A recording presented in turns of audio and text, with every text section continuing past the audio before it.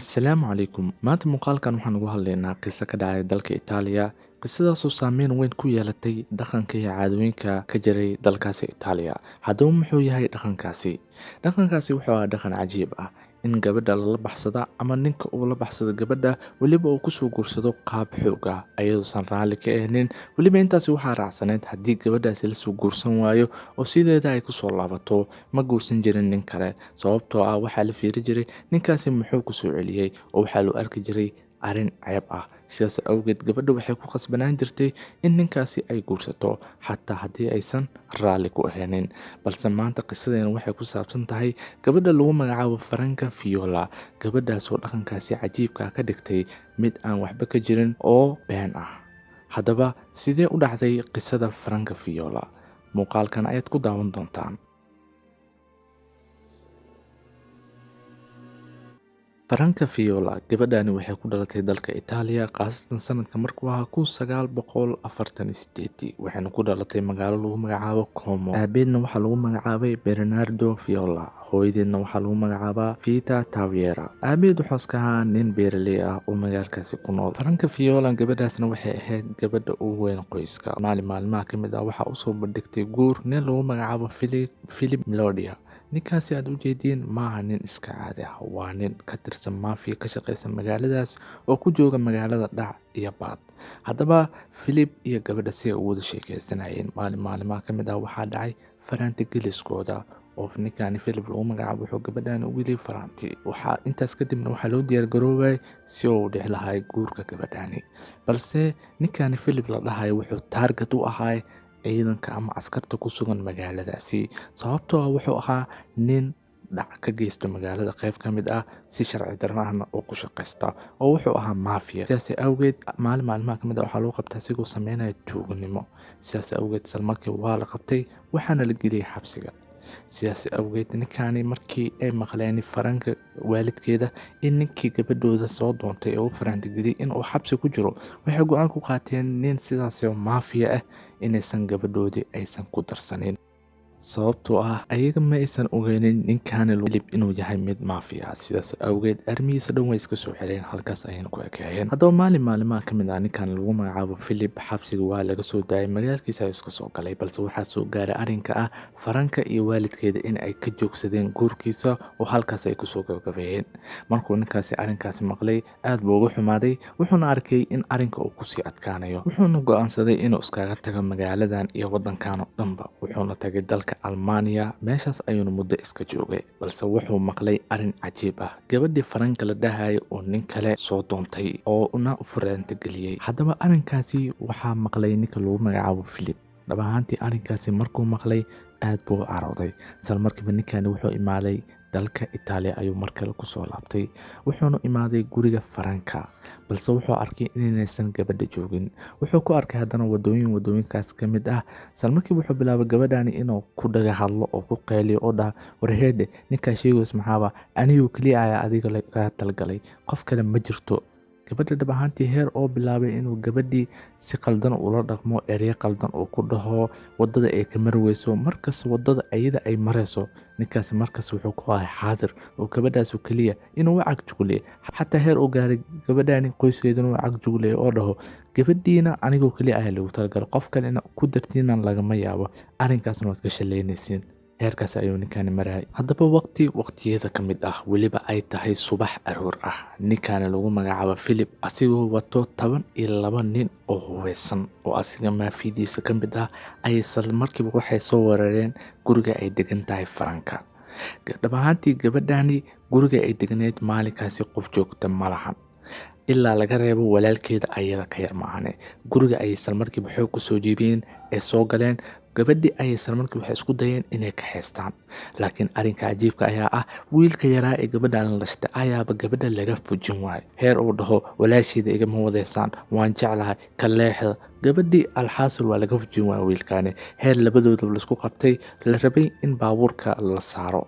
isla markiiba markii baabuurka la saaray wiilka ayaa isla markiiba xoog lagu soo dejiyey oo dhulka la keenay, halka gabadhii meeshaasi lagu watay. haddaba ninkaani Philip gabadha waa uu watay, wuxuuna geeyey beer uu leeyahay walaalkiisa. meeshaas oo ku yaalo guri aad u yar. gabadha wuxuu geliyey gurigaas uu ku xiray. Haddaba ninkan lagu magacaabo Philip gabadha gurigaas ayuu geliyey oona u tagay. 24 saac gudahooda gabadha keligeeda ayaa meeshaas ka joogtay. Muddo kadib ninkan waa u soo laabtay. Wuxuu bilaabay inuu gabadhani hadallo qaldan oo ku dhaha sida waan ku guursanayaa. qof ikaa celi karta markaa ma jirto, xoog ayaan kugu guursanayaa. Hore ayaan usoo sheegnay arrinkaasi inay tahay dhaqamo iyo caadooyin ka jira meeshaasi. Sidaas awgeed ninkaasi ma aysan ka muuqanin wax cabsi ah, balse gabadhani faranka uu ku celceliyeyso lagama yaabo, arrinkaas inay dhacdo lagama yaabo, waa daaleysaa, maya ma dhici karto. Dhab ahaantii xataa heer uu gaaray gabadhani jirkeeda inuu u geysto xagtin. xagtin ayuu u geystay, weliba waa uu xanuujiyey. Maya lagama yaabo, asigoo hadaladiisa adkeenayo. gabadha lagu magacaabo faranka aabeed ayaa salmarkiiba wuxuu wacay ninka lagu magacaabo Philip asigoo ku oranaya warheede kaali mar aan kulano, waxaan rabaa inaan arrin kuu sheego wada heshiino. Okay, inta ku kulmeena waqtigaas iyo waqtigaas. Haddaba gabadhani faranka aabaheed arrinka kulanka waxa ugu hoos dugan arrin cajiib ah, kaasoo wuxuu doonayaa in askar oo meeshaasi ugu balamiyo. askarta ayuu la soo heshiiyey. Wuxuu u sheegay ninkaasi gabadhiisa in ay si xoog oo ku dafay, weliba oo gurigiisa uu soo dhacay. arrinkaasna uusan u dulqaadan karin oo doonaya ninkaani inaysan markiiba gacanta ku dhigaan, oo weliba uu yahay maafiya oo rabo in uu gabadheeda si sharci darro ah ugu ganacsado. Haddaba askarta iyagoo arrinkaasi eegayaan salmarkiiba waxay soo baxeen, waxayna soo raaceen faranka aabeed, waxayna imaadeen meesha lagu balamiyey. xarfaanka lagu magacaabo Philipna meeshaas ayaa salmarkiiba gacanta loogu dhigay oo lagu qabtay. haddaba ninkii Philip loo dhahayo waa la soo waday, waxaa la keenay saldhigga. laakiin arrinka cajiibka ayaa wuxuu yahay ninkan Philip wuxuu watay nin garsooro ah oo asiga u dooda. wuxuuna sheegay gabadhani inuu rabin inuu xado, kaliya un muhiimadiisa ay tahay in uu soo guursado, oo arrinkan xaditaanka uu yahay mid been ah oo la doonayo dhaqankii caadada in lagu jibiyo. haddaba arrinkaasi ayaa waxay noqotay mid saxiix ah oo cadaaday, balse gabadha lagu magacaabo Faranki ayaa waxay tiri arrinkaas ka soo horjeesatay oo waxay tiri ma laga yaabo inaan guursado ninka anigaas ixalaay, ama ninkaas isku dayaya aniga inuu si xoog leh ugu guursado.